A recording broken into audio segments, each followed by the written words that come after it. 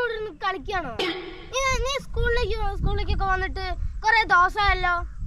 നീ തന്നെയല്ലേ പറഞ്ഞത് നല്ലോണം പഠിക്കുന്നു. ഇനിയെങ്കിലും ഒന്ന് പഠിക്കാനെങ്കിലും ശ്രമിക്കും. എന്റെ ശ്രീനന്ദൻ, ഞാൻ നന്നായി പഠിക്കാൻ വേണ്ടിട്ട് സ്കൂളിലൊക്കെ പോയതാ.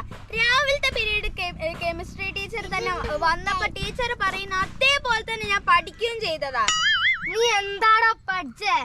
ടീച്ചർ പറഞ്ഞു 2 ഹൈഡ്രജനും അതേപോലെ 1 ഓക്സിജനും കൂടി ചേർന്നിട്ടാണ് വെള്ളം ഉണ്ടാവും.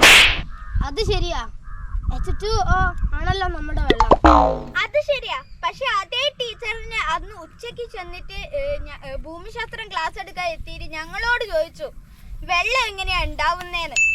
അപ്പൊ തന്നെ ഞാൻ എണീറ്റങ്ങ് പറഞ്ഞ് 2 ഹൈഡ്രജനും അതേപോലെ 1 ഓക്സിജനും കൂടി ചേർന്നാണ് ഈ വെള്ളം ഉണ്ടാവുന്നേന്ന്.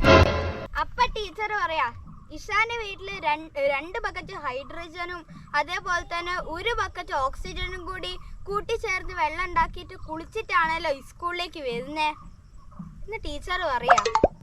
അതെന്തിനാടാ പൊട്ടാ നിന്നെ ടീച്ചർ കളിയാക്കിയത്?